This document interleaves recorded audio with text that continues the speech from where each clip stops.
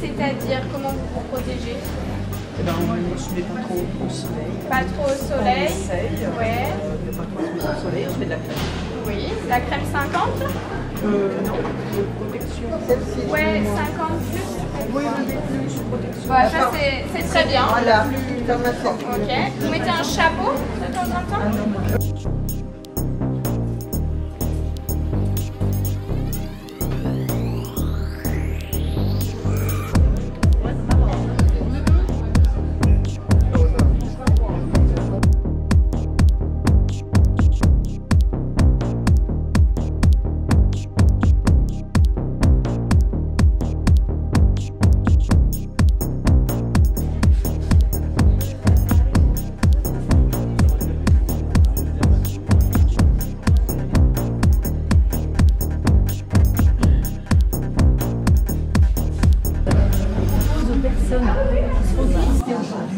S'il y a des petits renseignements, soit par une différence d'un névus qui va avoir un contour différent, en général ils sont ovales, ils sont ronds, etc. Soit par des bords irréguliers, on va voir que ça grignote d'un côté mais pas de l'autre, avec une couleur différente aussi, c'est-à-dire qu'il va y avoir du noir, du marron, des fois du bleu même. Également un diamètre qui est en augmentation, d'accord. Un névus, il ne doit plus trop bouger à un certain âge, à des âges d'accord. On a des taches qui apparaissent avec le soleil, on a des petites choses qui poussent, rouges, etc. Ça reste normal puisque c'est la peau qui... Alors un cancer de la peau, c'est une transformation du comportement normal des cellules de la peau sous les effets des ultraviolets. La seule cause, c'est les ultraviolets, donc le soleil? Donc le soleil ou les cabines d'ultraviolets, bien évidemment. Il y a 3 sortes de cancers de la peau.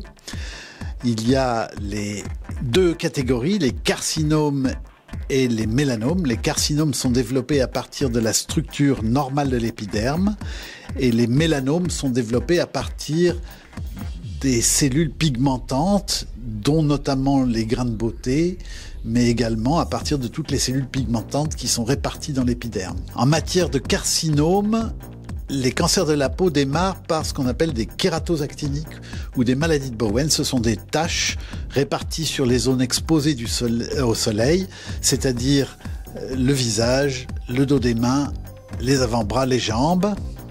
Le torse aussi, non? Le torse moins. Ça dépend totalement des habitudes d'exposition solaire qu'on a pu utiliser.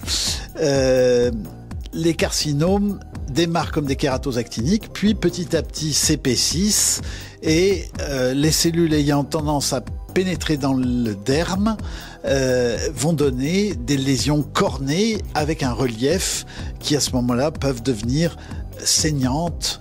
Ce sont des lésions cancéreuses, donc ça n'a pas l'air d'une peau normale, c'est une peau qui se blesse et qui saigne et qui s'épaissit. Ça donne des tumeurs. Pour les mélanomes, par contre, il y a 2 façons de présenter un mélanome. Soit c'est à partir d'un grain de beauté préexistant, mais ça n'est que dans 30 à 40% des cas. Ces grains de beauté préexistants se modifient et c'est la surveillance de leur contour, de leur forme et de leur couleur qui permet de dire « Ah, ce grain de beauté est en train de devenir quelque chose de méchant ». Ou alors, c'est de novo, directement à partir de la peau normale, qu'on voit apparaître une tache plutôt pigmentée, brune, noire, qui change rapidement et à ce moment-là, c'est un mélanome de novo et il faut bien se rendre compte que c'est quand même pratiquement 60% d'écart. Les carcinomes sont beaucoup plus fréquents que les mélanomes, bien évidemment. Les carcinomes, presque tout le monde va en faire un dans sa vie. Au moins des kératoses actiniques. Et notamment si on est dans certaines professions exposées ou si on a été. Les carcinomes, c'est 60 à 80% des cancers de la peau. Par contre, les mélanomes, c'est entre 20 et 30%. C'est plus rare, mais c'est beaucoup plus grave. Un carcinome ne va évoluer que très lentement et seuls les carcinomes épidermoïdes, ce qu'on appelle les carcinomes spinocellulaires, peuvent donner des métastases. Alors qu'un mélanome, si on ne le laisse gagner une certaine profondeur, va donner des métastases, une maladie générale qui va tuer le patient. L'essentiel du traitement des cancers de la peau, c'est de les opérer. Alors, soit on les opère à un stade très précoce et il n'y a aucun problème, on surveille les patients, on les surveille bien évidemment beaucoup plus quand il s'agit d'un mélanome que lorsqu'il s'agit d'un carcinome, soit on les opère trop tard et à ce moment-là, eh bien, il faut surveiller, mais il y a souvent des traitements d'appoint à envisager. Fort heureusement, le progrès qui a été fait dans le dépistage permet de voir les mélanomes à des stades beaucoup plus précoces qu'autrefois et le mélanome est devenu une maladie qu'on dépiste assez tôt maintenant, avec des exceptions notables. Il y a des gens qui arrivent très tardivement avec un mélanome largement dépassé. Et maintenant, grâce aux thérapeutiques modernes, il y a maintenant des traitements qu'on met en route en cas de mélanome métastatique principalement, quelquefois en cas de mélanome dès le départ, qui permettent de très largement rallonger la survie des patients, voire de leur bloquer l'évolution de leur mélanome. C'est clair que le soleil est indiscutablement la cause principale. Et donc, un élément fondamental dans cette affaire, tant en matière de carcinome qu'en matière de mélanome, c'est de se protéger. Alors, on se protège essentiellement en ne passant pas ses vacances au soleil quand on est blond ou roux, en le faisant modérément quand on est brun clair et avec plus de liberté si on a la peau noire. La prévention des cancers de la peau, c'est principalement d'éviter d'aller trop au soleil.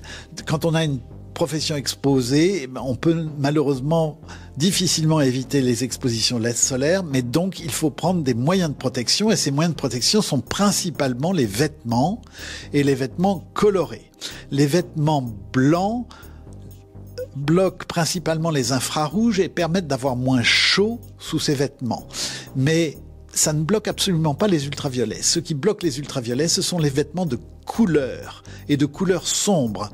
Donc, ça n'est pas pour rien qu'on a inventé les chemises hawaïennes pour les GI américains d'origine irlandaise. Elles sont sombres ? Parce qu'elles sont sombres. Elles apportent des motifs sombres au moins sur une grande surface. Ce sont ces vêtements-là avec des couleurs qui sont à utiliser. On a donc inventé, en Australie notamment, des tenues de bain pour les enfants en couleur bleue, violette, vert sombre, etc. Bien évidemment, pour la tête, le chapeau est indispensable. Mais tout ceci n'a pas bonne presse auprès des gens. Les gens veulent être libres et nus l'été. Donc, un autre moyen de moins bonne qualité, ce sont les crèmes solaires. Alors, les crèmes solaires posent deux problèmes. D'abord, il faut les remettre régulièrement au cours de la journée parce qu'on sue et quand on sue, on fait couler sa crème solaire. Et d'autre part, ces crèmes solaires posent le problème de leur qualité. La seule crème solaire qui protège bien, c'est une crème solaire minérale. C'est celle qu'on va utiliser chez un enfant. Elle est neutre sur le plan des effets secondaires, mais les gens n'aiment pas la mettre parce qu'on a l'impression d'avoir du talc sur la peau. Donc, on a inventé les crèmes chimiques avec les écrans chimiques, mais ces écrans chimiques ont des effets notoires.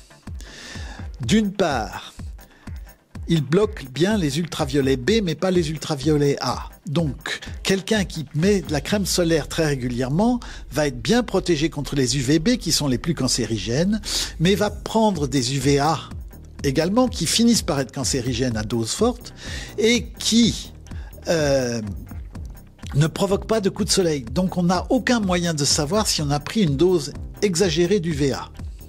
Donc les crèmes solaires sont à manipuler avec intelligence, c'est-à-dire qu'on les met en sachant qu'on ne se protège pas bien.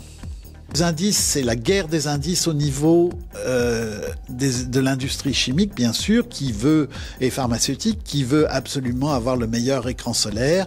Un index fort est à conseiller, mais il y a des molécules par ailleurs dans ces crèmes solaires qui peuvent poser des problèmes avec même, si on ne fait pas attention, des composants qui deviennent photoallergisants.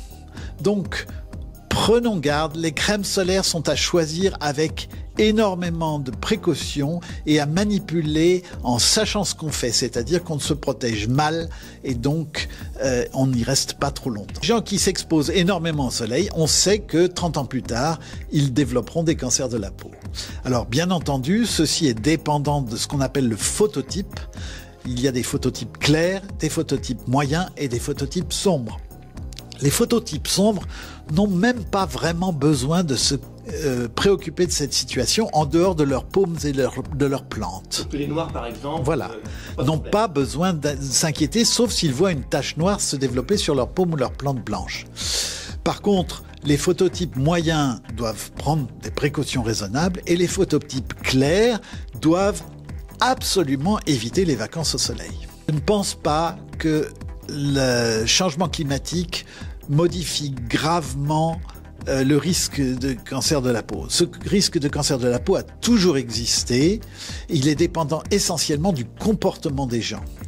Le fait que la couche d'ozone soit réduite, oui, bien entendu, ça va jouer un rôle au niveau des pôles, mais qui va se mettre tout nu sur une plage au niveau du pôle sud ou du pôle nord ? Personne. Donc, la chose principale à retenir, c'est que c'est le comportement des gens et ce souhait d'être tout nu au soleil l'été sur une plage qui est fautif et non pas tant les modifications climatiques. En France, les mélanomes sont les cancers dont le chiffre augmente le plus. Bien au-delà de la progression des mélanomes est au-delà des cancers des bronches. Il y a à peu près 4 à 5 fois plus de mélanomes qu'il y a 20 ou 30 ans. Bien évidemment, la question c'est comment est-ce qu'on fait pour rencontrer un dermatologue ? Actuellement, il y a une raréfaction du nombre de dermatologues liée à une décision il y a quelques années de réduire le nombre de spécialistes et ceci pose un problème majeur. Donc, nous avons développé, nous les dermatologues, des systèmes de télédermatologie et de formation progressive des généralistes pour qu'ils soient eux-mêmes à même de dire déjà si une lésion fait craindre quelque chose d'embêtant ou si c'est quelque chose qui n'a absolument aucun risque. Notamment les virus séborréiques qui sont les taches brunes à type de taches de bougie sont les tumeurs les plus fréquentes et ne présentent strictement aucun risque d'évolution. Donc il faut déjà que les généralistes soient là pour rassurer les gens concernant des lésions manifestement bénignes. Les lésions pré-malignes comme les kératosactiniques, qui sont des carcinomes débutants, peuvent être traitées par les généralistes sous la gouverne d'un dermatologue, et c'est à ça que sert la télédermatologie. Et la télédermatologie va permettre par ailleurs de recruter 20% environ de gens qui ont vraiment besoin de voir un spécialiste, et à ce moment-là, ça permet de faire passer les gens auprès d'un spécialiste dans des délais à peu près raisonnables. Et les dermatologies actuellement est principalement organisée autour des cabinets de médecins généralistes et de quelques infirmières, mais c'est effectivement un réseau qui se développe auprès de beaucoup de généralistes. La plupart des maisons pluriprofessionnelles ou des cabinets de médecins généralistes ont un accès soit directe, soit indirecte, à un réseau de télédermatologie. Alors en Saône-et-Loire, effectivement, nous avons développé depuis 2004 un réseau de télédermatologie qui est particulièrement reconnu comme intéressant parce qu'il permet à des gens d'avoir des réponses dans les 48 heures.